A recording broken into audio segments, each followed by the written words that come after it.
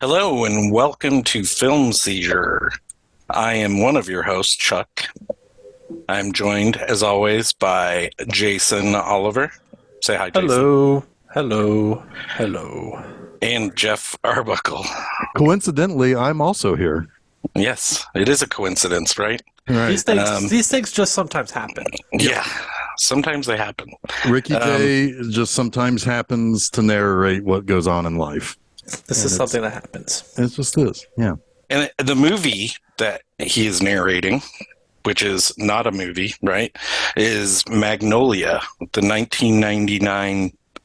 It's the follow-up film to Boogie Nights, right? Like his next came after, picture. yes. Yeah, his next picture after. It's not related. His junior effort, if you will. His junior effort, and he did bring a lot of the cast from Boogie Nights into this movie, right? There's quite a few people that were in Boogie Nights that are in this. And also Hard Eight, right?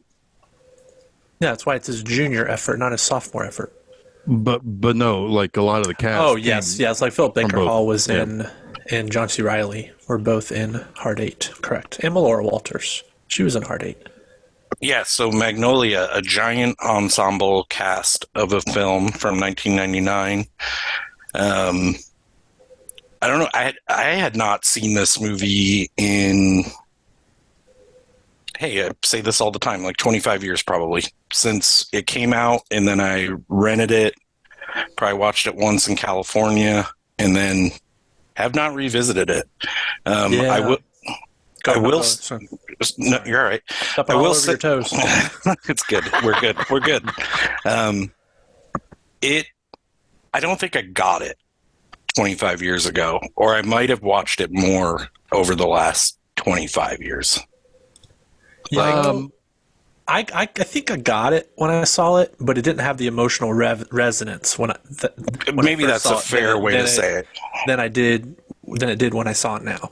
Yeah. It's a whole lot different to watch this movie in your 40s than it is to watch it in your early 20s. Yes. Right? 100%. I will say, though, that I absolutely loved this movie when it came out. I did too. And as I said to Chuck privately after I finished it, whatever night it was, that this was very likely my favorite movie of 99. And I think it still is. What else came out that year? Well, American Beauty won Best Picture. I liked that movie a lot. And, well, that's a good movie, but I like this one more. And I also promised Chuck that I had a funny story about this movie that I will go ahead and tell. So this would have probably been summer of 2000 or maybe springtime 2000. So our friend Shannon, he and I worked at a video store back in the late 90s. And by the time this movie came out here in Indy, he and I didn't work there anymore, but I think he and I went and saw it. And then when he got the screener in at the video store, we did like a whole spy versus spy thing where we were constantly stealing it from one another. And it was one of those things where, and Jason, you'll remember this, the place that he lived in at that time, they left their door unlocked. It was like, if we know who's coming here, and if you have to knock, we didn't want you to come. And I used that to my advantage in some of the spy versus spy situations. And there was one time, and it was that time in particular, because it was like a double cassette, because it was like a 3-hour movie. They put it on 2 VHSs. And I went there. I was like, ha-ha, and I made off with it. I get home later that day, and I was like, oh, I'm going to watch this. And I look at it, and he put 2 fucking other tapes in there. And got him. He got me. But no, it was like a whole cat and mouse thing. And that's why I will always remember that being the thing connected to this movie, and particularly connected between Shannon and I. That's funny. Well, it's weird. So I'm looking at when this was released, and I would have been in California at the time. You would have been in California at the time, Chuck. Yep. I know for certain I saw this in the theater but I almost feel like I saw this in Indiana and not in California. And I saw it with, I don't know who I saw it with, but I know I saw this in the theater. But I can't remember actually seeing it in the theater, if that makes any sense at all. Yeah, I feel like I saw it in Hillcrest at that. I don't know if it's called Landmark or what. It was one of the art theaters in Hillcrest, same place we saw The Life Aquatic. We might have seen this together. Yeah, it's very possible we did. We very well could have, and I'm pretty sure you brought it home from Blockbuster on VHS. I did. I had that same double VHS that Jeff was talking about. Speaking about that 3 hours, this movie is relentless, and it doesn't feel a minute over like 2 hours. It feels a little long, right? Because it is long, but it makes good use of like every moment. Almost. Yeah, I mean, very few foibles. It's long, but it's not a movie that you feel like, oh, it's got to be trimmed all over the place. Like there's no reason for this to be 3 hours. Because I think if it was made for shorter, or if New Line demanded a 2 hour and 15-minute cut, this movie wouldn't be very good. Well, it's interesting that you bring that up because in like 2002 or so, maybe when he was doing the promotional campaign for Punch Drunk Love, Paul Thomas Anderson said that he didn't think he would ever make a movie better than Magnolia. And in my opinion, he made at least 2, maybe 3 better than Magnolia. But I do like Magnolia a lot.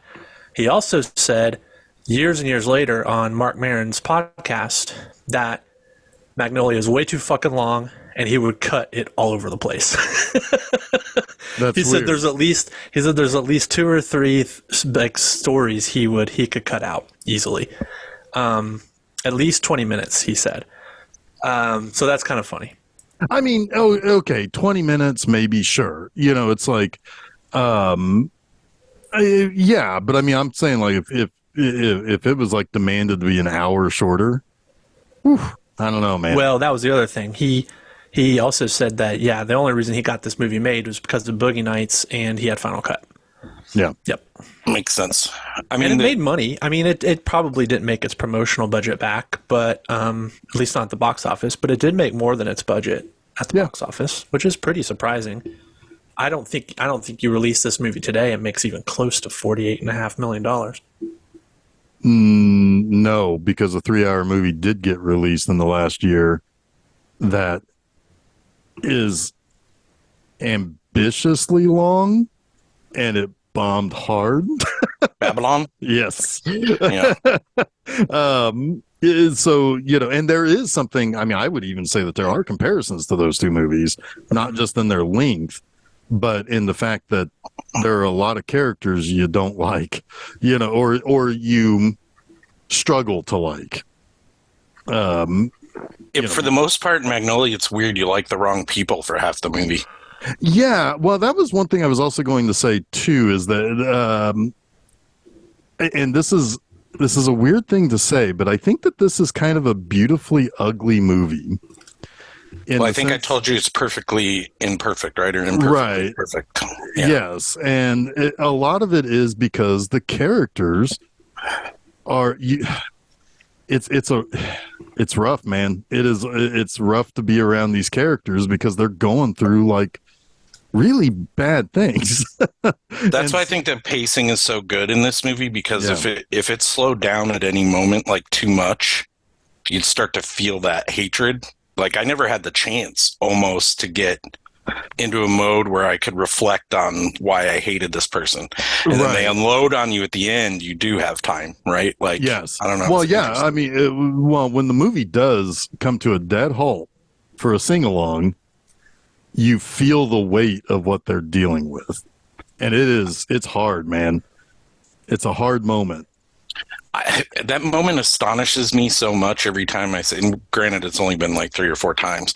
I'm so like taken aback that I can't even feel the emotional weight of it almost. Like I'm like, every character is singing, even Jason Robards is in bed singing, like, what the fuck is going on here? And then it's over, right? Right. But it's so perfect too. It is inexplicable how perfect it is, because it's the end of the second act, right? Everyone Yep. is at their lowest point, which is perfect storytelling structure. The song also is beat for beat sung, by the characters who are experiencing that thing, right? And So if you listen experiencing to what the line if you is. listen Yeah. to what they're singing in the song, it relates directly to their situation, and it's beautiful. It's perfect, and yeah, it shouldn't work, but it absolutely does. Yep. Right. It should feel super hokey. It should feel overly melodramatic. It should feel, almost trite, but it doesn't feel like any of those things. No. No. It No, does it's. not. I mean, it is. It puts the thumb on the emotional weight, and it's like, okay, now you are feeling what they're feeling. Yeah. And yeah, you're right. It shouldn't work. Somehow it does. Anderson also said that he structured the film somewhat like the Beatles' A Day in a Life. He says it kind of builds up note by note and then drops or recedes, then builds again. And it really does. It's kind of like, I think that's part of what keeps it so engrossing, right? Yeah. And the prologue itself is 88 minutes long. I mean, just imagine that. Yeah. That's The insane. whole first act is a prologue, right? And it's like 88 minutes long. So Yeah, it's nuts. that's wild. It all Which- builds to Tom Cruise saying he will drop kick those fucking dogs if they get near him. That line fucking kills me, and he says it twice He too. says it twice, and it lands both times. Yeah. So what this movie is about, I guess, in a nutshell, right, is the sins of the fathers on their children, right? Yeah. Like the impact that your environment, your parent, nurture versus nature, like how that stuff impacts you as an adult. And Yeah, almost I think for sure. And yeah, it's the childhood trauma, right? yeah, that's a better way of saying it. Thank you. It is, but that's what it is. You're right, Chuck. And then you see, one storyline from the viewpoint of a kid who's experiencing it, right? Yep. Like, and just if you haven't driven home the point enough, it's like here is a kid who can still be saved, right? Yes. But But maybe maybe I think he's got a lot of many more hard times ahead. I think a lot of the other characters get out from it. but he stands up for himself early. He does stand up for himself earlier, but I think it's Yeah, I have on deaf recognition, I ears. think. There's a recognition, I think, and you get the sense he's going to be okay. Yeah, I have that take. Like all of these children, almost all children who are inflicted trauma upon are powerless, right? There's nothing they can do about it. I get the feeling that he's going to be able to do something about his trauma. Like he will be the one that escapes this stuff, but it'll still have a lasting impact on him, right? Because, Sure. but yeah. So how do we want to tackle this crazy ass narrative? I think we need to look at it like a murder board. In the center is Jason Robards, and then it spirals out from him to the people who are directly connected to him, which are Julianne Moore. Juliet's next week. Julianne Moore, Tom Cruise, and Philip Seymour Hoffman. Well, and the host of the game show. Well, he kind of juts off in a slightly different direction because you never see them together. In fact, Right. He just works for him, though. He works for him, though. Right, Yeah. but you don't know they're connected until you see Big Earl Partridge Right. up at the end of the show. Right. So Fair. then you have the game show host, who is Philip Baker Hall, who from him you have his daughter, you have his wife Melinda Dillon, you have, and then jutting off in another direction, in two different directions, you have the two quiz kids. The one that's currently the quiz kid, the little boy that is about to break a record, and you have the former famous one, which is William H. Macy, Who's basically rock bottom in life. who's basically rock bottom because he is living off his name, but he can't live off the money he earned from that. Right. And then And then somewhere in there is, well, no, John C. Reilly also juts off of, he's kind of connected to both the daughter, Melora Walters, and William H. Macy, which then gets him involved into, it kind of snakes him into the rest of the story. That doesn't help. Never mind. So let's not follow it that way. It really doesn't. Plus, So we much have for Jeff's murder board. Orlando It Jones. just makes me look like I'm fucking crazy. Hey, that's one thing that got cut. Orlando Jones's Orlando worm Jones, story. I'm glad they left the little kid rapping in though, because he comes back up anyway later. But his big relationship was to the worm. And it also foreshadowed how John C. Reilly is not a very good cop. Yeah. He doesn't listen. He's not. He is all bravado. He's all the outside. He's playing cop, but he's like the kid says, "I told you who did this. I told you everything you need to know." And he just stood there and didn't take him seriously. And he's got issues that, of course, lead to him nearly dying. Probably should have died. So, John C. Reilly's character. This might be a good way of approach this movie. Is just go character by character. So we can talk about John C. Reilly's Officer Jim McCurring. This. Do you remember the little like short films that Paul Thomas Anderson and John C. Reilly put out with his like dumb cop character? Yes. that's what this character is based on. Yeah. So it absolutely was. It's literally based on it? literally Okay. based on that character. Because John C. Reilly came up with this like dumb cop character after he grew his mustache, and him and Paul Thomas Anderson did like a couple of cops parodies. I don't know where those were. Maybe they were on like E-bombs or something. I don't know where they put those, but I think they're on YouTube. But they're fucking funny. And so they turned that character into Jim Curring. Yeah, you kind of hit the nail on the head a little bit about this character kind of being all bravado. Not only is all bravado, but in his head, he actually does kind of have the perfect idea of what a police officer should be, right? Right. Like when he's kind of like giving his little talk to himself in the car, right? Yeah. And he's describing the kind of police officer he wants to be. And it's actually pretty astute, right? Right. Yeah. I Talking mean, about it things is about like serving the people and like good days and bad days and wanting to make a difference. And it's like, it's all positive stuff. But the moment he starts wants to have a interact- positive, lasting influence in the people's lives that he touches. But the moment he intervenes in a situation, he's awful.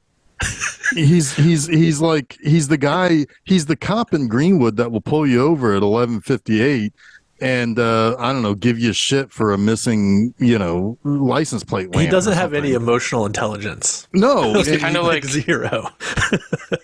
but in a way, not even in a way, he's kind of the moral compass of the story, right? But he has the morals in his head, but he can't act them out. He's kind of like the moral neutral.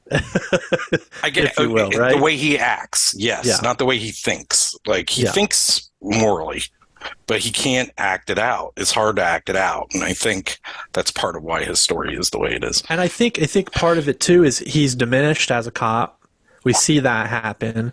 He's not respected. He probably is and isn't as intelligent as some of the other cops on the force, and that's fucking shocking. Right? Yeah. Well, what's funny, because it's like very early on when he's in that lady's apartment and they find the dead guy in the closet, and then he's trying to give additional information to the detective, and they're like, "Shut the fuck up. We Yeah, don't he's want like, to." well, I'm the one that was here, but he takes it, and you get the sense that that's his everyday, right? So he's kind of put upon. He's living kind of this pretty drab life. He's pseudo Christian, right? He prays every day before work. He's got a crucifix on the wall.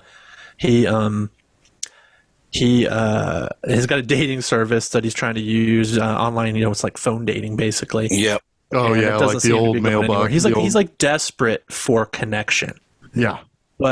And so you got a sense that maybe part of the problem isn't that he can't connect It just his opportunities are so work related, in a high stress job, and also he's not been able to meet anyone on his level, right? So he's emotionally stunted and intellectually stunted. I don't think he's like And job performance stunted. he's just stunted everywhere. He's a lost soul, but he's trying every day. But then when he loses his gun, it's just like now he is a laughing stock. It crashes. Of all the people who already don't respect him, they're never going to respect him now. He lost his gun. Yeah, and it's right, because and it's funny that happens. Like the bottom drops out on a relative high. Like he's having a good day at that point. Yeah. And then it drops out from underneath him, and so he's so you hit because he asked Laura Walters for a date, the Jimmy Gator's daughter.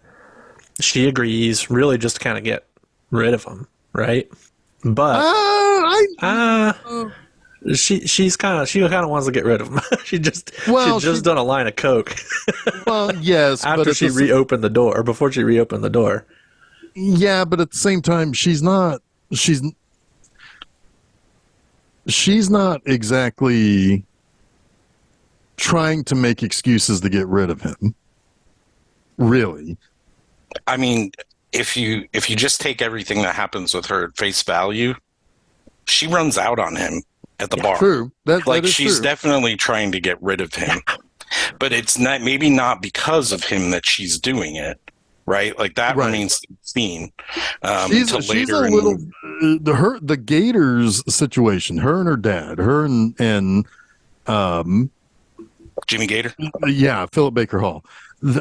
They're a little bit of a Schrodinger's cat sort of situation, because there is something there between the two of them, but one is so dead set that something did happen, and the other one has no idea. And I don't. You believe that? That's one way of reading it.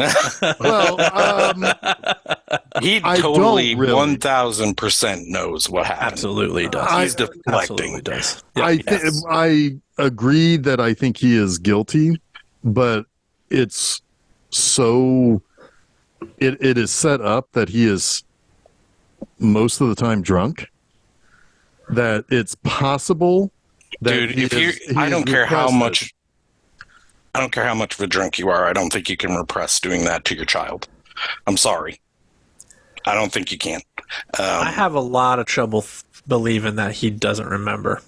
I really have a lot of trouble with that. Yep. Yeah, I mean, it isn't ever categorically said whether he knows or not, so I get like maybe seeing it that way. But yeah, in my mind, he just doesn't want to admit it. He won't admit it. There's no way he's going to say it out loud. Is my interpretation of that. I mean, that's the big bombshell of the movie, right? So we kind of got there way ahead of ourselves. But yeah, I mean, it comes out. Melinda Dillon confronts him. He's confessing to her that all the times he's been unfaithful to her, and because he's got terminal cancer, he doesn't have much time to live. He's trying to like make amends basically in the twilight of his life. And so he has that heart-to-heart with Melinda Dillon, and she just kind of turns around on him, and she's like, whatever. That's not what I really want to know. What I really want to know is why our daughter hasn't talked to us for 10 years. What's going on? She knows. She knows, too. Like, she has it. Yeah. Right, but she has also avoided this conversation. 100%. Right? Yeah. But now is kind of the opening. Yeah, and which is she's like, if you're going to be so brutally honest now, let's talk about this. Right. Yep. It's interesting too because I find him up until that moment, like I said earlier, you kind of rooting for the wrong characters half this movie. I like Jimmy Gator. Like I felt bad for him, having not remembered how this all played out in the movie. I was like, I feel bad for this guy. in a way, right? Like he's one of the few, not few, there's a couple people, but he's one of the few I definitely felt bad for. I feel more bad for him up until that point than William H. Macy, which is kind of weird to say, right? Well, yeah. I mean, the thing is with William H. Yeah, and with William H. Macy, he's the reason why I never really felt bad for him is that Because he's William H. Macy. Sorry. Well, no, I mean, mostly it's because he's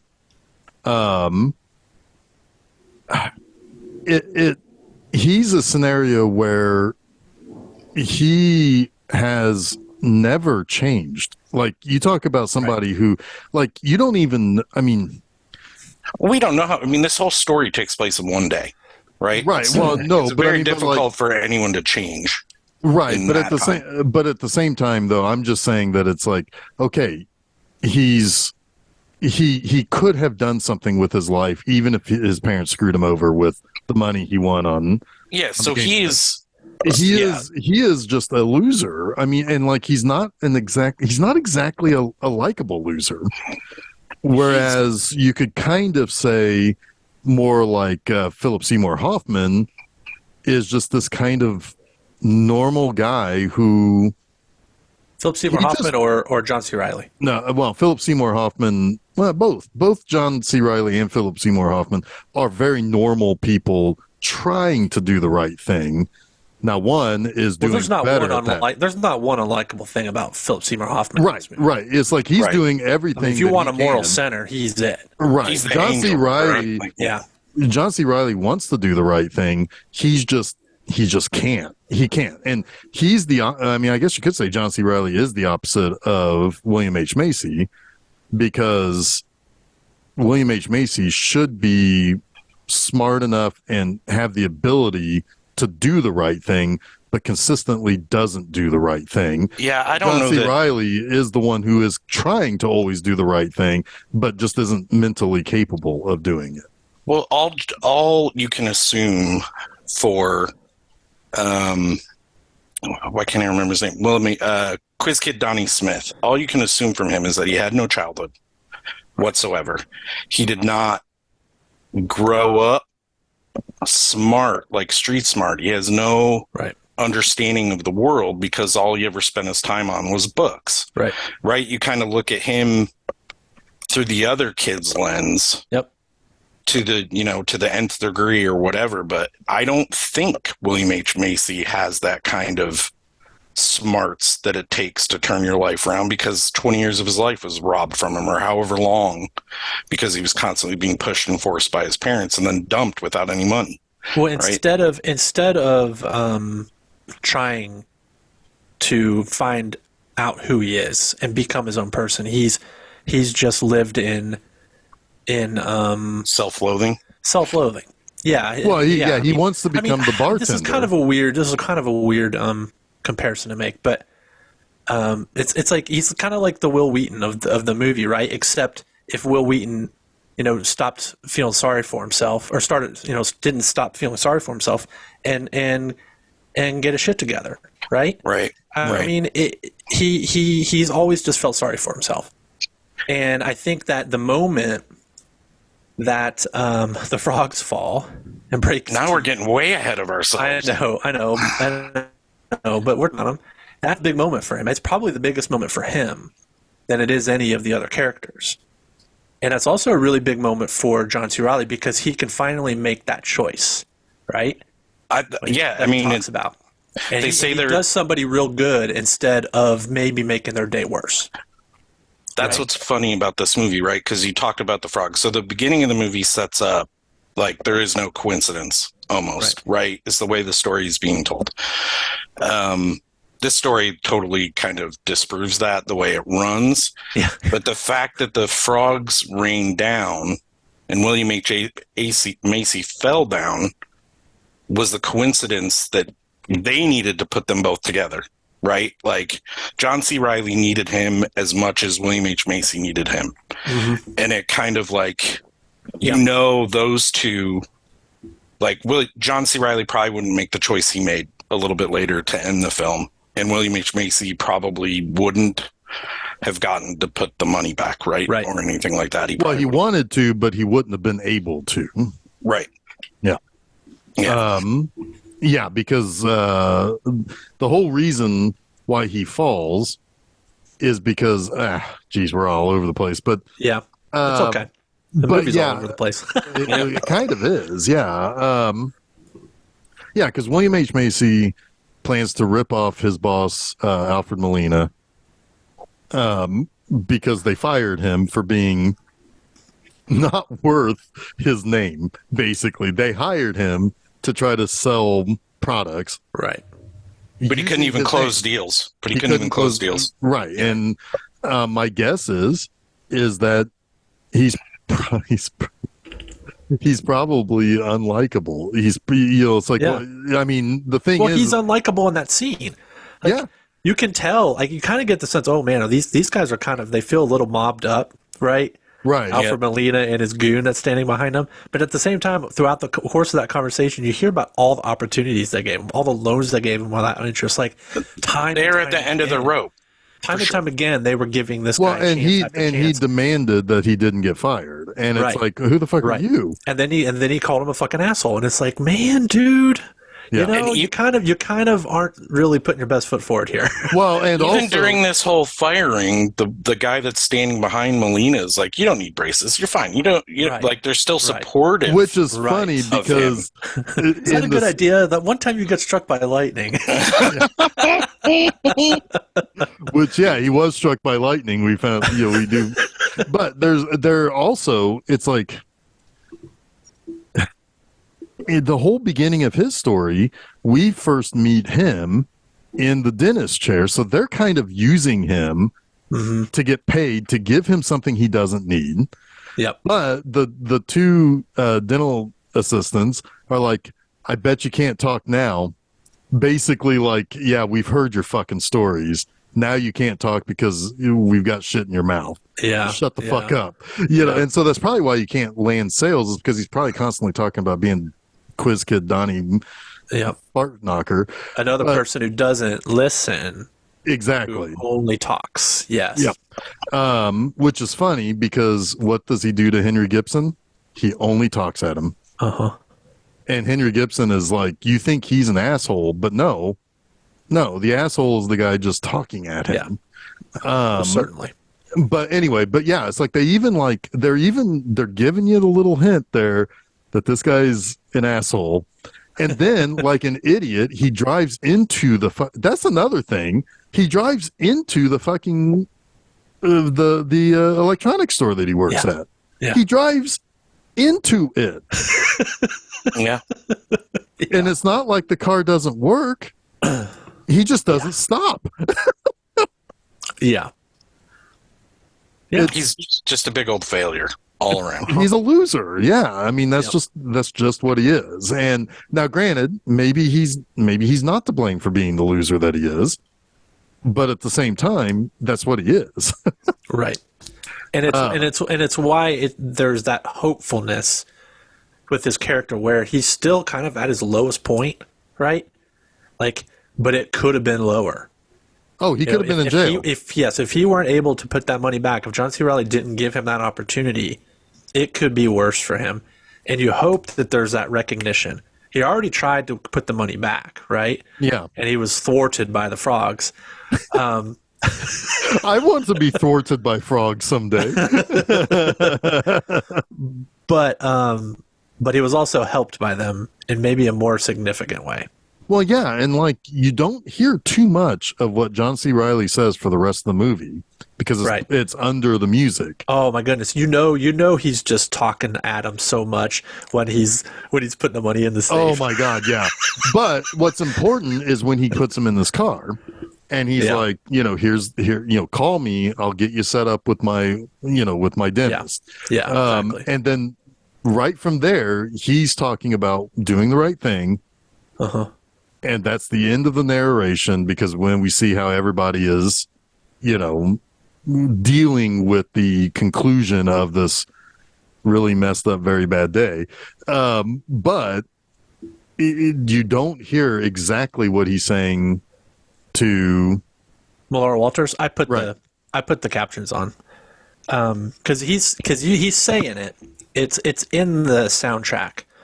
Unlike, no, it is. But unlike when he's talking at William H. Macy, because that's not Right. in the soundtrack. But when he's talking to Laura Walters, it's in the soundtrack, and it's all really sweet stuff. Like, you know, I don't essentially I don't care what you think about, you know, me. You know, I can't. I'm not going to stay away. I like you a lot. It's just like he's like, I've seen you now, maybe at your worst, and I don't care.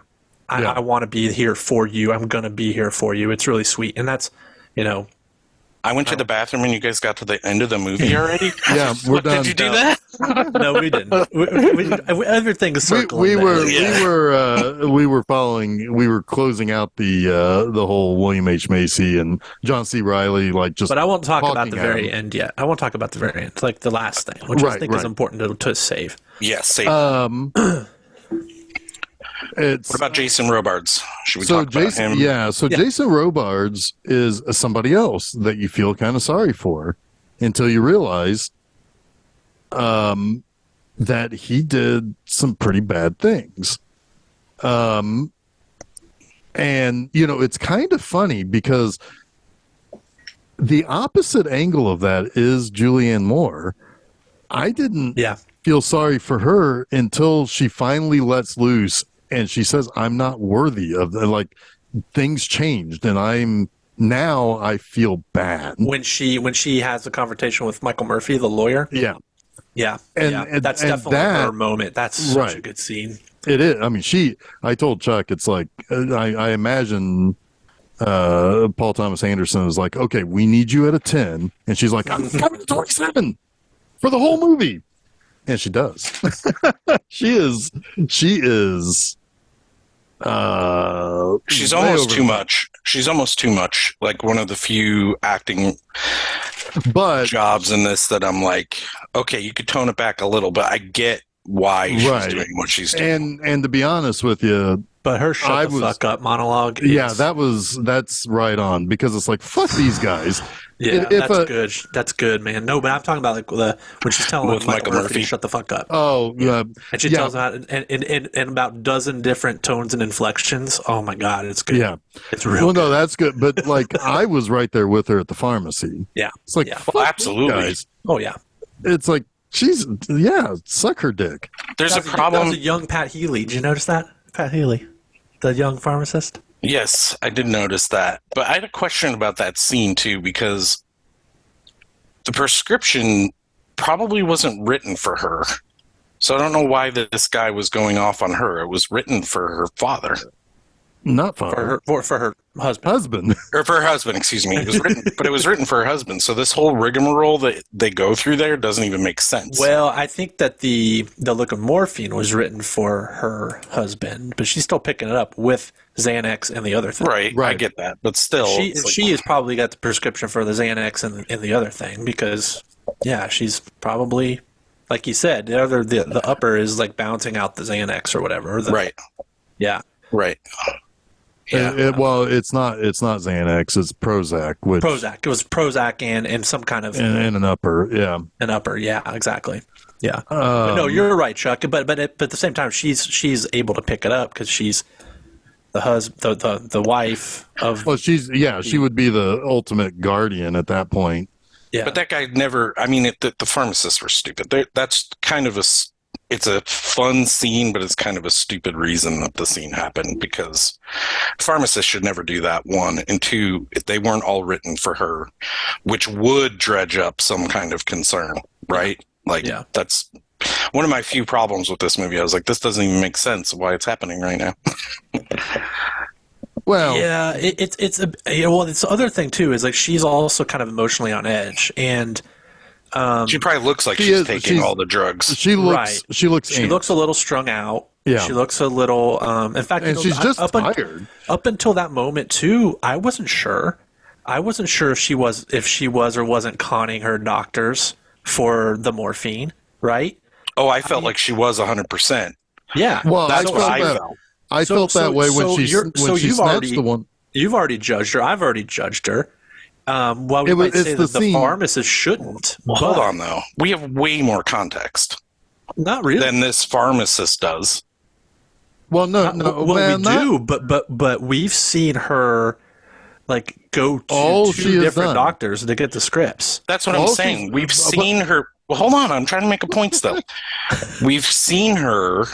Excuse me, all over the place, Jeff. We've seen her do these things. The pharmacist is not. That's what I'm saying. Our judgment of her was given like we were informed. They are not. Fair. But But I still think that her demeanor, and they're not denying her the scripts. They're not like Right. calling the cops. And you do kind of get the sense that Pat Healy is sort of kind of trying to put it delicately.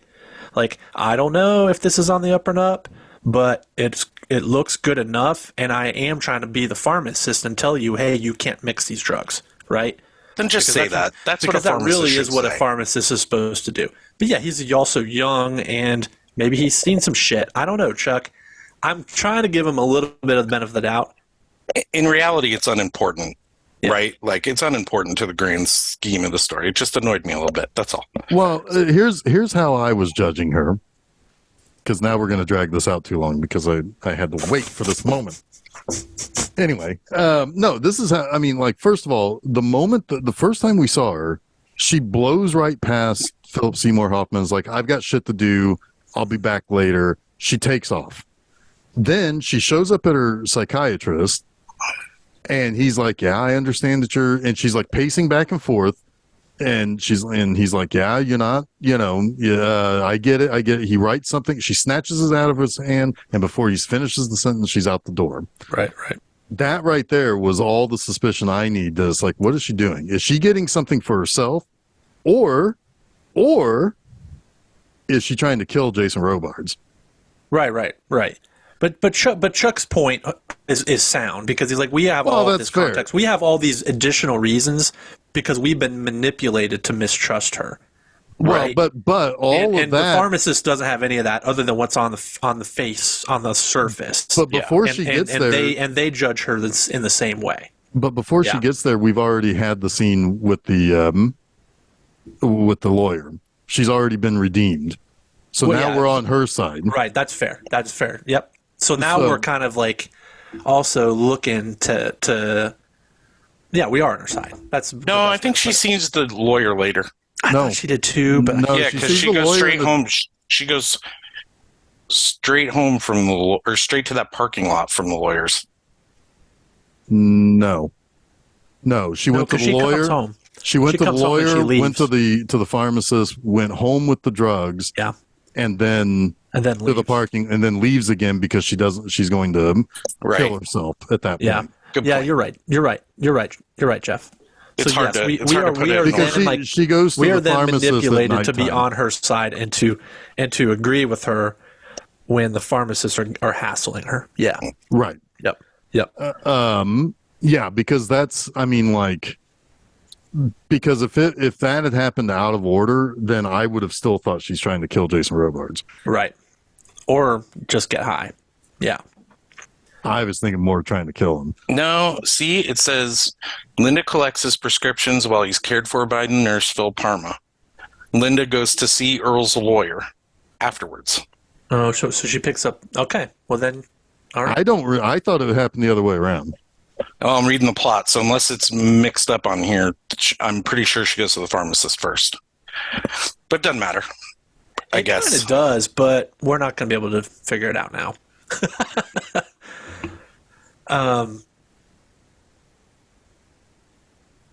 But yeah, I do kind of feel like you don't know when she goes to pick up the drugs. Yeah. I mean, that's the way it's written here in the two sources I've looked at. But either way, she does get redeemed at the lawyers. She Right. does. She does. Right. Because she wants to be taken out of the will because she doesn't feel worthy of the love he's given her.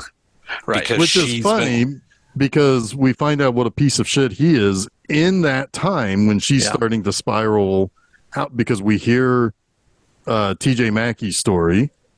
We hear Jason Robards telling while he's like barely lucid talking to Seymour, to Philip Seymour Hoffman. It's like, I was an asshole, and I was awful, and I left the woman of my, the love of my life to die.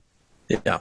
And my son to take care of her while he was only like 13 or 14 years old. Like it's funny because they're kind of, the way they're spiraling is they both are trying to say they are worse than the other. Yeah. And they're both not good. I mean, they're both doing bad things. Speaking of another outcome of childhood trauma, we have TJ Mackey. Oh, Frank TJ Mackey. Frank TJ Mackey is every time he's on screen, you're intently watching. So I remember the thing I remember most about seeing this movie the first time is how different Tom Cruise was. How big of a stretch it was. Maybe not stretch, maybe that's the wrong word. But it's like, this is not fucking Tom Cruise. This is not the man I've seen acting in Top Gun and, Thunder Smoke movie, whatever that's called, where he races a car. We covered that one. Thunder Smoke. That's it. Thunder Smoke. I'm real good at remembering the names to things. But he's basically a cock instructor, right? Like he is telling men. That's Cocktail that you're thinking of. Oh, yeah, thank you. The Cocktail. But he is telling men how to appear friendly with women to get in their pants. Yeah, he's a pickup artist. Yeah. Which is funny because you're always distilling things for me, Jason. Thank you. You're welcome. Well, and the thing is that what I find kind of interesting about Frank Mackey is that he's talking about all of these, like, this is how you get laid, this is how you get the women, and all this and that and the other. And yet, is he actually that way? You mean, does he act that way, or does he actually get in the pants of women? Does he actually succeed at doing the things he says he does? We're never shown that he does. Yeah, I mean, like, this might be a coping mechanism for him. Because what happened in his formative years? His mother died. Yeah. Yep. That sort of stuff can affect young men particularly, and this is his mechanism to say, no, I'm the one who's going to come and go, and not, and he's a piece of shit for propagating it, all of this stuff. But we don't really know if this is truly who he is. I'm fairly certain that his whitey tighties are stuffed, because if not, he's got a dick taller than Tom Cruise. Why are you looking at his cock? Well, because he's shoving it in her face. He certainly didn't have as much in his tidy whities in the original Top Gun as he did in Requiem for a Dream. So or Risky Business. Or Risky Business, yes. P.T. Anderson has a thing for big cocks, I think. Maybe he borrowed the prosthetic. Yeah, maybe. That was prosthetic. But yeah, no, I was the stand-in for that, Chuck. Oh, Frank TJ Mackey is another denier, right? Like, he is like Jimmy Gator in that something has happened in his past that he is unwilling to admit. And I guess you could have that gray area of repression. I don't buy it with either of these characters. Mackey is just lying about his past. Well, he's flat out lying. He's lying because he doesn't want to be connected to Jason Robards. I mean, like, he's the man who left them. And well, that's the reason he changed his name. Yes, but I think he doesn't want to be connected with them. But it's just not something he wants to talk about. Because you're right, Jeff. At the end of the day, it's the reason why he is who he is, and it's the exact reason why the interviewer is bringing it up. Because she wants to understand what makes TJ Mackey tick. And this is at the crux of it. Yeah. This is at the crux. This abandonment of his father and the death of his mother. Like, essentially, he was abandoned by both his parents for different reasons, right? Yeah. And that abandonment has left him emotionally stunted. Yep. And to boot, his whole shtick would not be helped by people having sympathy for him.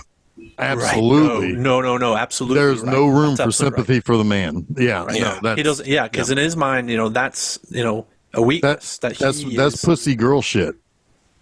It's kind of funny because No, it is. I mean, that's how these people From think. his perspective, yes. Right. Yeah. this movie and next week's movie have kind of like opposing themes. Because the major theme of this movie is that I forget which character says it, but the past may be done, but it's not done with you, right? Jimmy Gator Right. says Jimmy it. Gator says that the past might be done, but it's not done with you. Theme of next week's movie is almost the exact opposite of that, which we'll talk about next week. But I found that interesting. I have a different perspective on that, but we could talk about that next week too, because I think the themes are almost identical. Well, In a they way. are, but they're not presented that way. Right. The right. very final line of Cape Fear is in exact contradiction to that Jimmy Gator line. Yeah. So we're watching Cape Fear next week. Stick around for that one. But we still got Magnolia business. We do. Yeah. So we're on TJ Mackey. So Frank Mackey, whatever his name is. He does get interviewed by that woman who exposes his lie. Right. I mean, we can't just gloss over his stage performance. No, I mean, if you by all means talk about his. I mean, it is. Respect the cock. Oh my God! Just the whole. What's the piece that plays at the beginning of 2001? I always just call it the 2001 song. Oh yeah, the Sprachendorch. Okay, that's it. Sprachendorch. It's Sprachendespraka something. I don't know. Okay.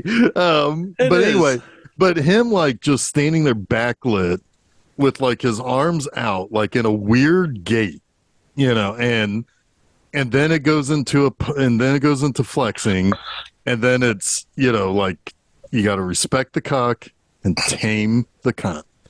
And Also, Sprach Zathustra. There it is. Zathustra. Okay, Sprach. yeah, but no, that is. It's Strauss. We're just the Strauss song. Sorry, Jeff. I'll respect the cock. I'm sorry. Who's really the cock here, though? It's me. Everybody. That whole business there on stage there, and he does show sympathy on the stage to the one guy who's been friend zoned, but then he uses that to turn it into anger. It's like I'm gonna feel sorry for you, pal.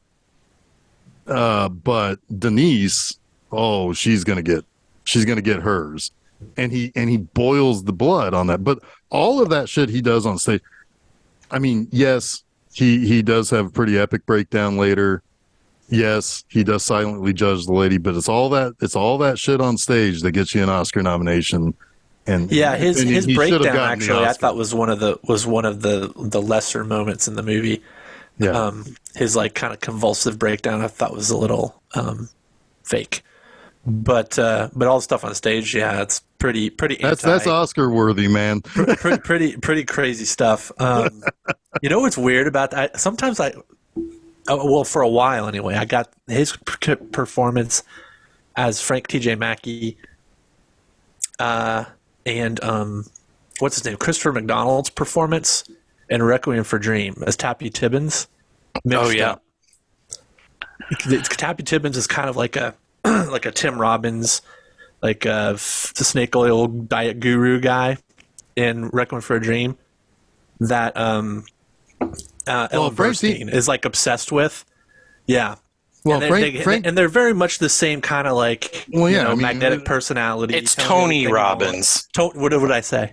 Tim. Sorry. Like, wait a minute. Tony Robbins. Tim Robbins could play Tony Robbins. You totally hit the bull on that one.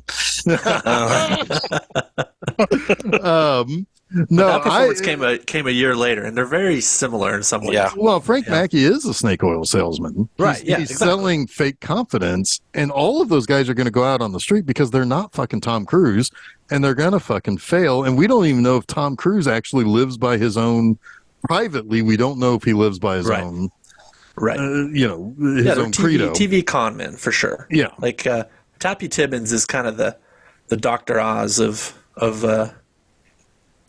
Requiem for a Dream, right?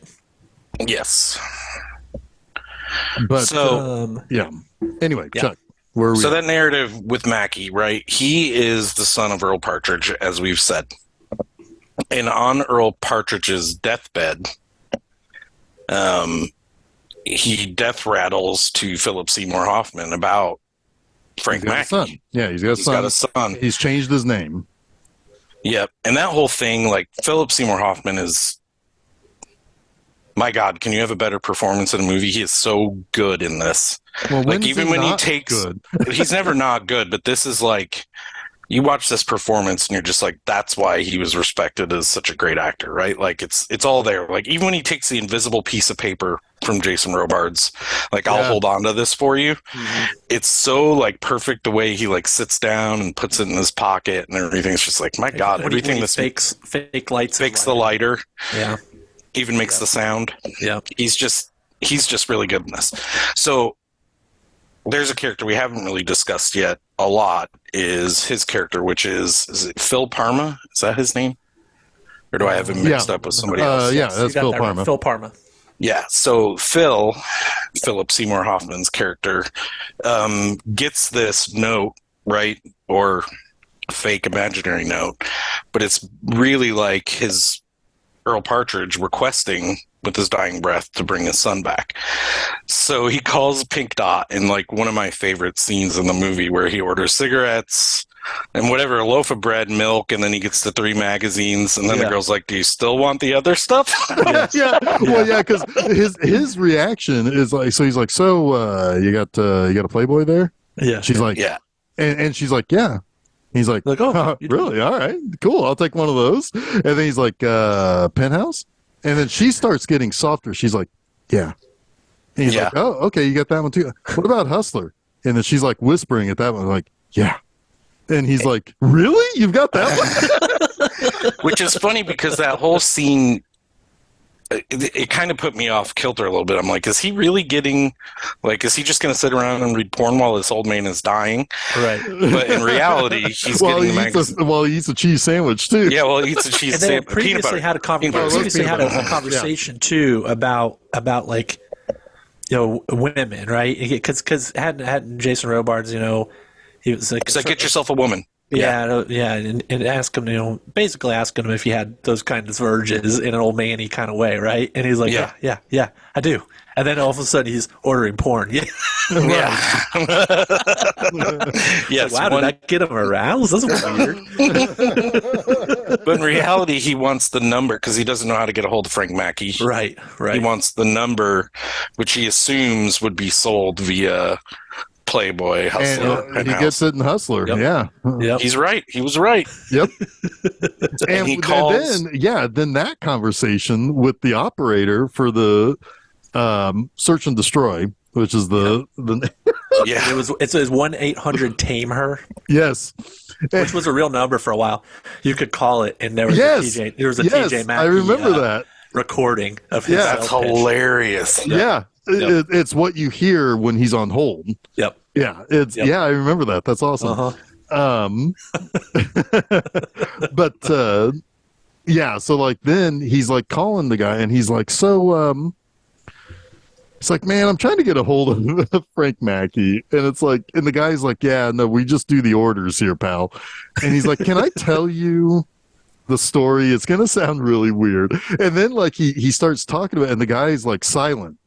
Yeah. And he's like, "What? Are you still there, man?" And he's like, "Yeah." It's like, God, I'm sorry. It's like the guy's like on his side at that point. Oh, he's like, why are you calling me again? Yeah, but why are you calling me again? Right? Yeah, that's true. But he does also say that like he went through all this with his mom, and so like in the course of like I don't know, like 10 minutes, he convinces the guy to try to get in touch, and the guy's got all the numbers. Like for the guy who just does the ordering, he's like, yeah, I can connect you with his assistant. I think he had to jump through some hoops because it's like an hour. I think that he's is, on the phone with him. But he does He's on for a eventually while. get all of Yeah. the. He does eventually get all of the numbers that He gets to Mackie's assistant, Right. And while they're doing that, Mackie is in the interview with the reporter lady, or I don't know, she's doing like an expose or something. And that's when she's like, those two things are crescendoing, like they're on, like, at this point, a collision course. Yes. And what we don't see coming out of fucking nowhere is Julianne Moore, who nearly ruins everything in Philip Seymour Hoffman's intentions. While she because the assistant has Mackie on the phone. She tells Phil Parma like she's gonna get him, and he's like all excited, and she comes in and he's like, "Hey, I got Jack Mackie," and she's like, "No, fuck you," and slaps him and hang up the phone. Yeah, well, but also, like, Frank is all fucked up from the interview on top of that.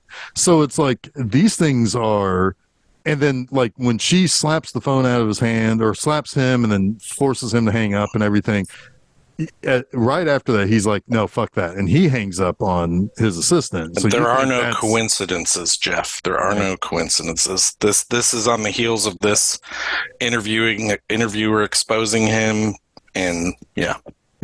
Right. But he does eventually show up. That basically starts the third act. And it's kind of funny because, like, Philip Seymour Hoffman doesn't really care who he is. Like, essentially, this guy is famous. I mean, he's on commercial breaks. He starts the movie after the narration. Like, he's playing on the TV as everybody is going about their lives. Well, Phil Parma spends half his days taking care of dying people, and then probably goes home and sleeps. Yeah, he is supremely good at his job. Yeah, he really is. In fact, he might actually be too good at his job, because he's really hurt when. Well, he's invested. Yeah. And that can happen with hospice care workers, Sure, right? They absolutely. get invested all the time emotionally, and that can be also a big part of the burnout for people in that job. Well, not only that, but they're not. By nature, you almost have to be empathetic to be good at that job, right? Like, super empathetic and without judgment, right? Which is also what is so wonderful about his performance, is how unjudging it is. Yeah. He hears everyone confess probably their worst things. Well, and he gets the worst of the family because the family member is dying, right? Like, they're not. Yeah. Like the way he handles her whole slapping of him and all that, and he just cries, like, not because he's hurt. Go ahead, Jason. His performance, I'm just going to say, is I think the best performance in this movie. It is. Oh, he has to be. He's the only one who doesn't have an over the top moment. Yeah. And that's hard. That's a hard thing. When you can see in this type of movie, his reaction to the frogs is very measured, and yeah. It's raining frogs. I think he just says that, doesn't he? Yeah, it's fucking raining frogs or something like that. Yeah. And then even like Tom Cruise is like he can't even believe, like, because then he like looks out the window and this is at, like, peak his most emotional point, and it just drops and it's like, what? He's like, but I said to Chuck, it's perfect that the first person who has to react to the frogs is John C. Reilly. He would be the first person I would want to react to this moment when you get there and it starts raining frogs, because he starts screaming. Yeah, the cop, right? The one who who's supposed to be cool under pressure is the one who loses it the most. Yeah, totally. But he also, while that's going on, we didn't talk about the date. He goes on a date with Melora. This is John C. Reilly's character. They have a nice date. She talks about how they shouldn't lie to each other, ever go through that bullshit that people do in their early dating period. Trying to impress the other person. Let's just be honest. And then she goes and does coke in the bathroom and says, will you be mad if you never see me again, or something like that. And he's like, She uses some Amy Mann lyrics on him.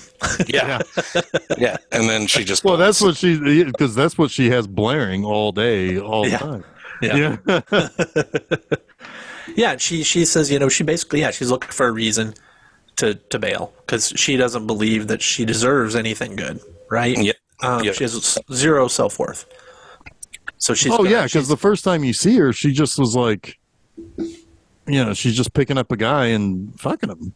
Yeah. It's her drug dealer, I think. And she's probably scoring. But, but I mean, like, there's no emotion to that. I mean, like,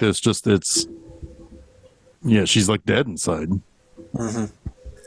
Pretty much. Who haven't we talked about? We haven't talked about Amy Mann. Yes, we have. Or really the quiz kid, because he's important quiz kid, too. Yep. Yeah, I mean, we'll talk about the quiz kid. I think we can talk about that relatively briefly. He's kind of an outsider at school. They don't he's so smart. They don't even keep him in classes. He just sits in the library and reads. Yeah. Well, that was after he got the game show. That's when they moved him to let him study for that. And it's like, but at the same time, it's like I don't think he's missing out on anything being in class. He seems pretty self-sufficiently smart. Well, what he's missing out on is real interactions with kids his own age. Yes. That's true. That's what William H. Macy was missing in life. Yep. The whole trajectory thing. Yeah. So he's missing a lot. He's not missing on learning, probably, but he's missing on social skills. Socially stunted. Yeah, exactly. Yeah. Although, I mean, I wouldn't have hung out with those two kids he was saddled with. But those aren't the two kids we're talking about. We're talking about his classmates. I know, but I would be people that aren't on a TV show. Yeah. Yes. I'd be like, I got to hang out with this dead weight. Anyway, but he's much smarter than them too. His teammates. I mean, it's like they're not really smart at all. I don't think they are. Yeah, it's like, and it's like, did you guys get the impression that Luis Guzman is smart on the adults team? No, really, only that one guy who has perfect. No, the lady was smart too. Yeah, the goose. The goose. The goose and the fat kid were the lippy ones. As himself. Yeah. But no, the goose and the fat kid are like the same person on each team. They're the lippy one. Oh yeah, they're the ones that are like antagonizing each other. Yeah. Yeah, because he's like, "Hey, we won. We were ahead when they called it," and the kid's like, "That's not fucking sports rules." Oh man, it's good stuff. But yeah, his dad is Stanley Spector's dad is using him as a cash cow. He's a failed actor. Goes on auditions, dumps his kid at school, picks him up from school, takes him directly to the TV station. This is poor kid's life, right? He doesn't have a life, and kind of has enough. He just sort of melts down, pisses his pants because he's got to use the bathroom, and they won't let him. Yeah, he's like, so he ends up wetting himself. He doesn't want to, but that's like his breaking point. Right? Well, he realizes at that point. I think it's like he needs something and he's not going to get it, so he's just going to do what he wants to do now. Yeah. He instead of becoming more crippled. He stands up for himself. He tells his dad, "You need to be nicer to me." His dad doesn't really hear it the first time, but he says it again. His dad doesn't hear him the second time, but he says it again. You get the sense that even though his dad tells him to go to bed the third time, it comes with a pause. And Dad, I think, at least has heard him, right? I hope there's reflection there. It seems like he will reflect on this. Yes. Right. At the very least, but he's been heard. If tomorrow he still treats him like garbage, whenever tomorrow is, whether it's tomorrow or a year from now or 2 years or 10 years from now when he's out of the house, he'll know why the kid doesn't want anything to do with him when he becomes an adult. Yeah, and you get the sense that Stanley isn't gonna let himself be bowled over anymore. Yeah, I don't think he's going to stand for it anymore. Right. Yeah. Although I do think that there are probably still some rough times for him, but I think he's the one that he's going to say, no, you don't get to use me for what you didn't get to do. That's what we're saying. He's going to stand up for himself. And any kind of change, even from the father's end, isn't going to happen overnight. No, well, not when he may wake up and not remember that they had that interaction. Not even that. Possible. Like, it's hard to change behavior. Like, Absolutely. It's going to take him time. He's going to make more mistakes, right? Like, yeah.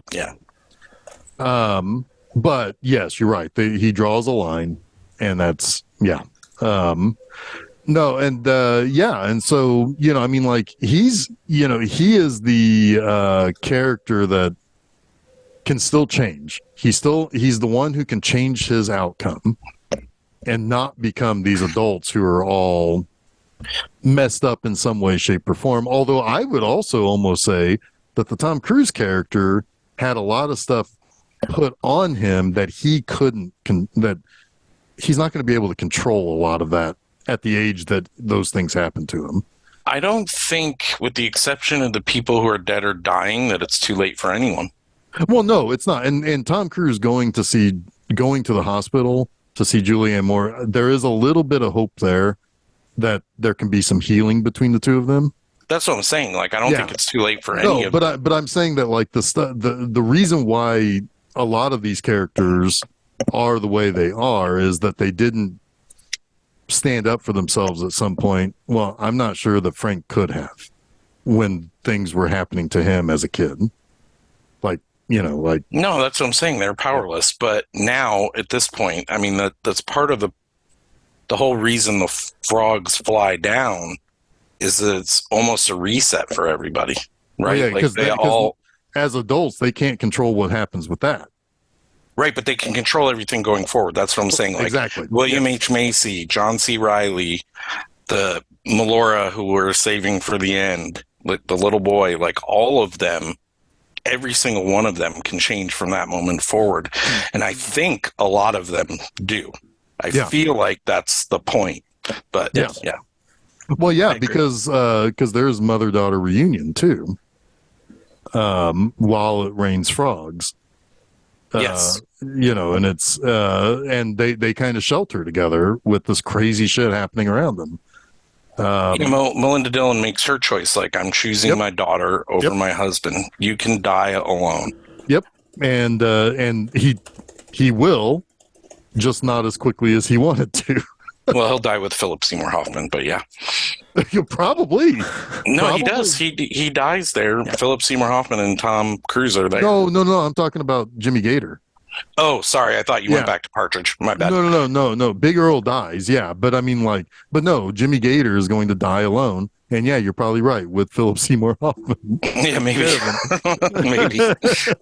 And maybe it starts the whole thing over again, but with possibility for more healing. I don't know. Maybe that's what Philip Seymour Hoffman initiates as a presence, Yep. But anyway, yeah. So Amy Man, this soundtrack is just great, first of all, but I've always liked Amy Man.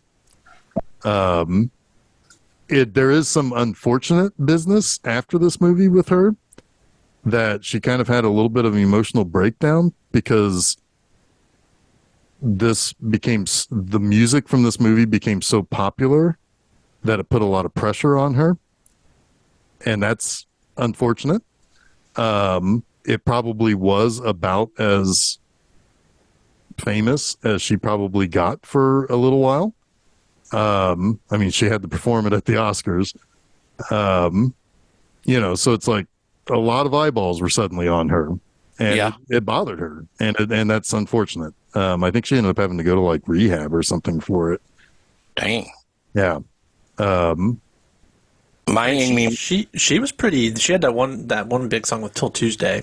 Oh yeah, Hush Hush. Voices Carry. That's Voices Carry. Yeah. Remember when I scooped you on that, Jason? Yeah, I know. I had no idea. I was going to say, this is one of the few times I got to scoop Jason on a musical thing, like I would have been able to. I would have been able to scoop him too on that. Yeah, I had no idea. She's been in multiple bands from like the late 70s until she went solo in the 90s. Well, you had said earlier that or maybe Jason said earlier that the form of the movie was kind of written for A Day in the Life, right, in mind, but the movie was written with Amy Mann's music Yes. in mind. Because I she mean, and that P.T. Anderson Supertramp. are friends. Supertramp, dude, I was so excited when they started playing in the bar. But I'm like, that's the Supertramp best Two is, Supertramp songs. There's two Yeah. but that is almost specifically outside of it's William H. Macy's song, except for whatever he's playing in the car, which is totally different. When he's going to rob the joint. Yeah. I don't know what that song is. I've heard it before, but I don't remember what that song is. But, It was on the soundtrack, I think. I can't remember what it was.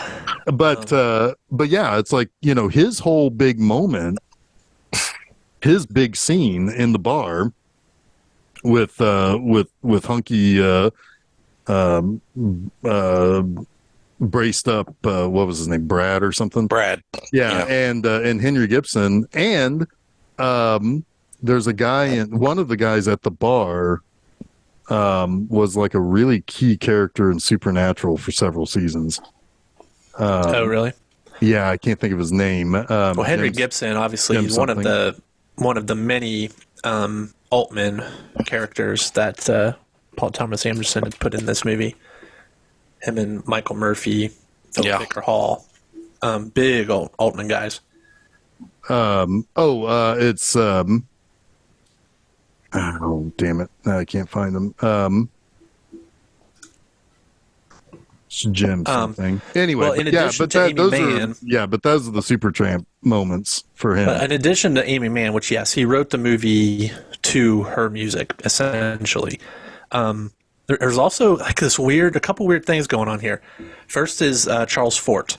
So Charles Fort was a writer and researcher, late 19th century, early 20th century writer researcher who specialized in anomalous phenomena, right? Coined the terms kind of Fortean and Fortean to sort of describe what the whole thing at the beginning of that movie is describing, like these strange occurrences of coincidence, right? And that's kind of what the movie is also supposed to thematically be about, these intersections that those things can sometimes create. And the frogs at the end was really supposed to just be a Fortean occurrence.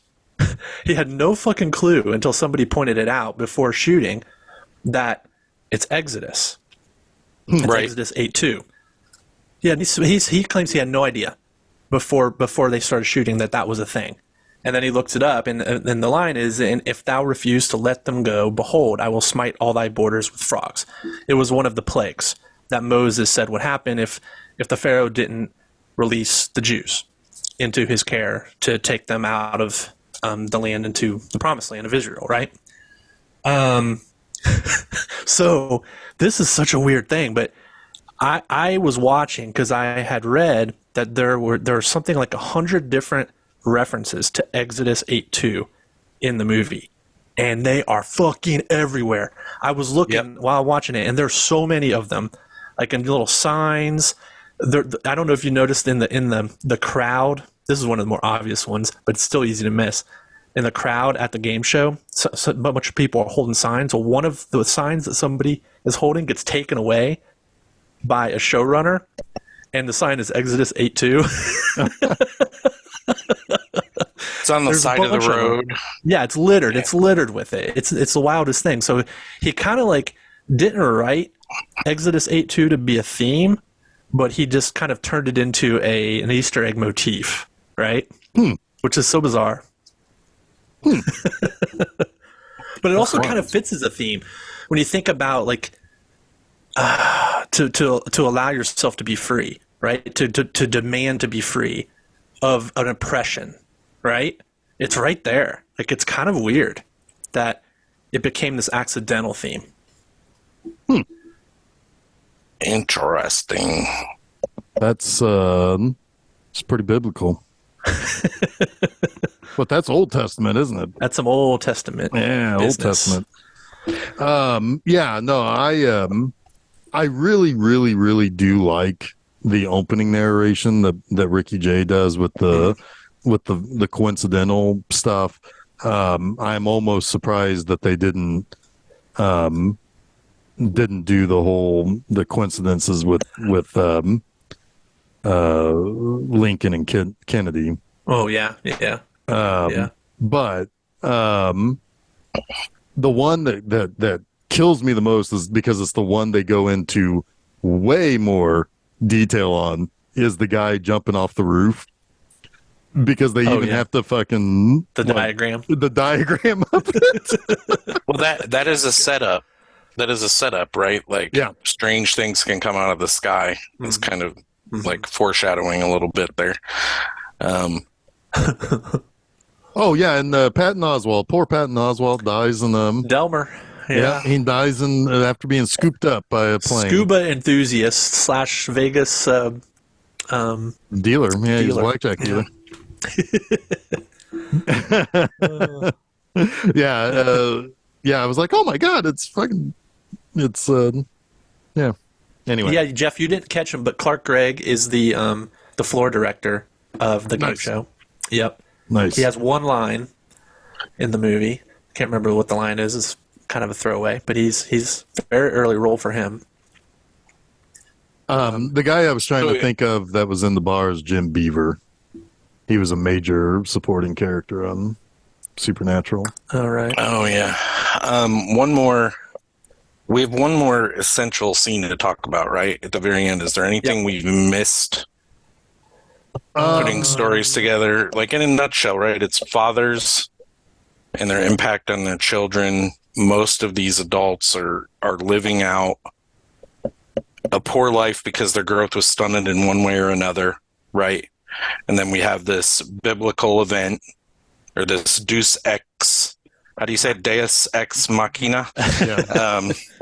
I think it's Deus, right? Because it's God, act of God. Yeah, most people say Deus. Most people say Deuce. Yeah, I do too, but I thought it sounded stupid if I said that. The proper Latin pronunciation is Deus. Yes. Deus Ex Machina. Yeah. So that like resets everything for everyone in a way.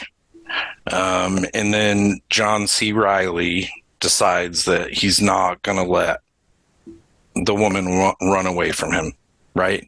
Yep. So he goes to her apartment, and Jason, I think you have a particular affinity for this if you want to talk about it or get a way of putting it.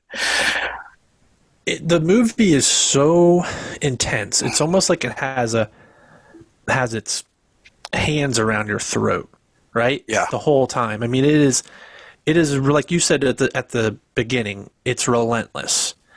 And it really doesn't feel like you can breathe.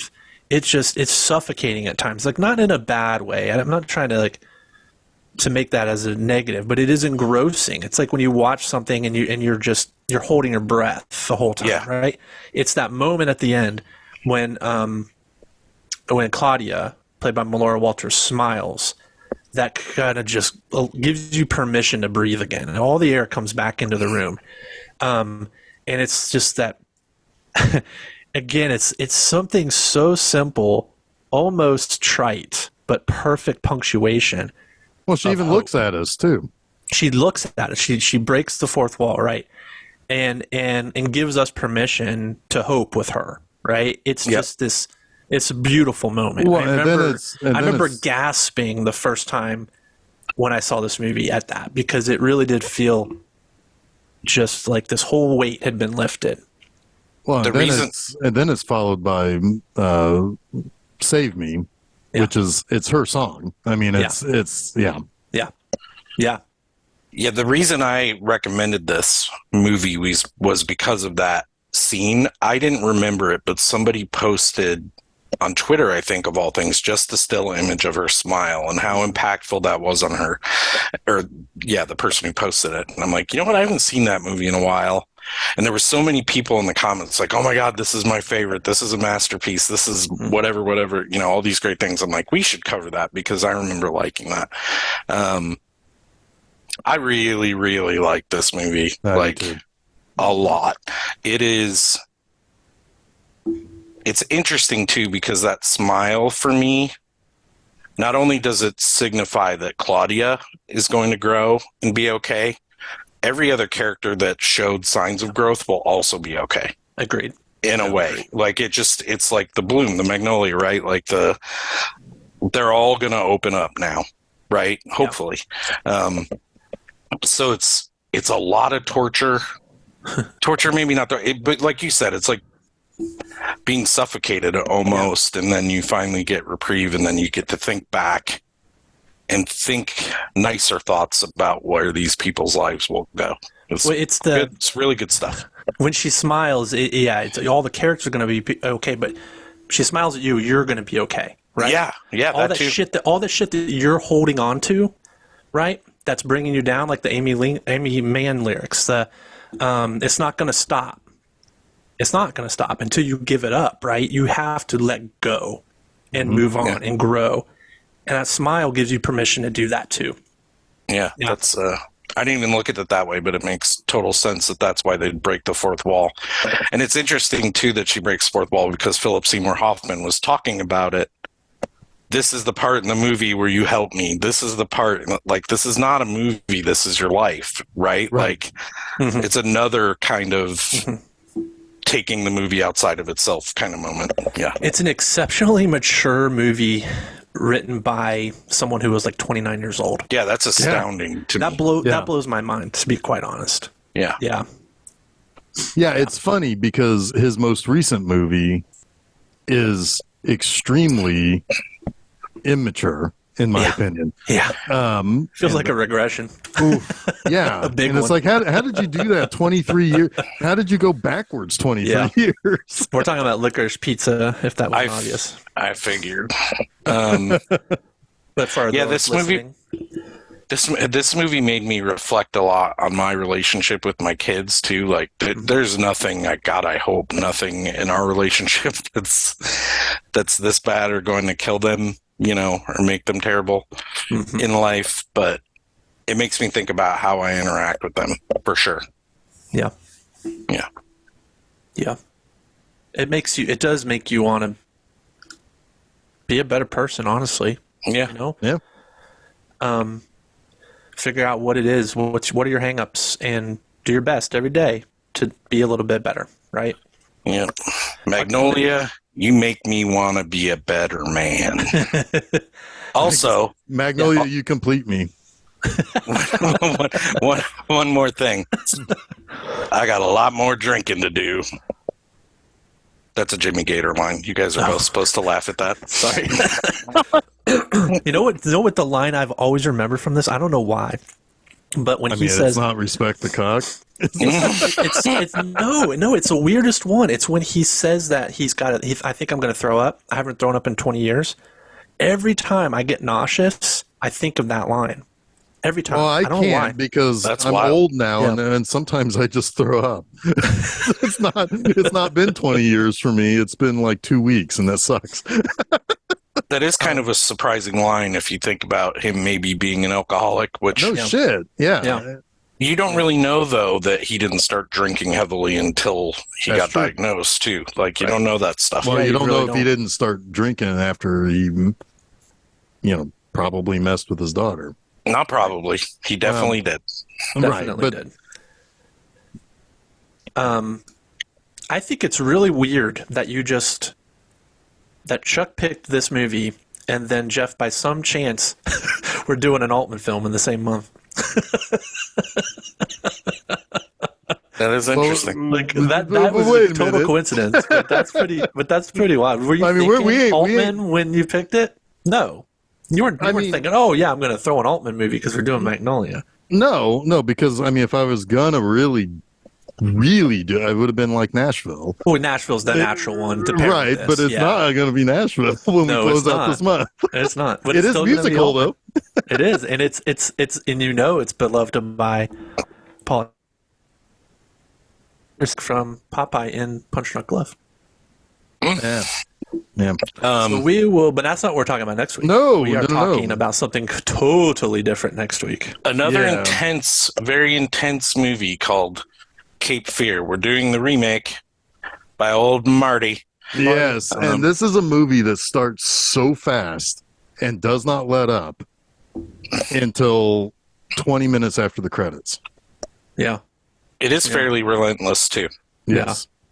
Like it's surprising this movie is over 2 hours long. It's so No, it sure doesn't feel heavy. it. Yeah. And I mean, like it starts so fast and it doesn't. It's a white ever, knuckler. Yeah. Yeah. We'll talk about this more next week, though. But Jason, you mentioned that the movies are kind of opposed, and I mentioned that these movies almost have the same theme, and they also have another thing in common, which is kind of wild. We'll talk about that next week too. I'll also talk about how for a long time it was the poster that hung over my bed. So you should have saved that for next week. Robert De Niro stared down at me while I slept. So wait, we're going to talk about it next week, but we now know that Jason has the Force of One poster, Yes. poster above his bed on his ceiling, and you had the Cape Fear one. Jailhouse. I had Max Cady, yeah. I'm never telling you guys what mine was. That said, where can people find us, Jeff? Filmseizure.com. Just go there. Everything is there. It's even in little icons that you can click on to follow us at the various social media joints. Filmseizure.com, great place to go. You can also listen to us on multiple podcast platforms. So find all of that there also at the website. So yes, Wednesdays, that's when Film Seizure happens. And next Wednesday morning is going to be Cape Fear. But in between, we have my show, Monster Mondays. That takes place on, Mondays. And this week, I have episode number 4 of Kolchak the Night Stalker, which is an episode called The Vampire. It's actually a sequel to his first TV movie that introduced him to everybody. So that is on Monday. This upcoming Friday, you can go over to my website, bmovieanima.com. I've got a review of a fantastic little supernatural biker gang flick called Psychomania. Yeah. Awesome movie. And it also gives me the inspiration for how I would like to be buried. Jason knows what I'm talking about. Anyway. That's going to be a little expensive, probably illegal, but we'll figure it out. Fine. Like I'm talking like I'm going to be around. I'll help you start the process if that makes sense. So anyway, you can do all that stuff, but we would sure like to for you to come visit us on our houseboat in the Cape Fear part of North Carolina next week. Until then, I am Jeff Arbuckle. I'm Something That Happens. And I'm Jason Oliver, and you have been listening to Film Seizure.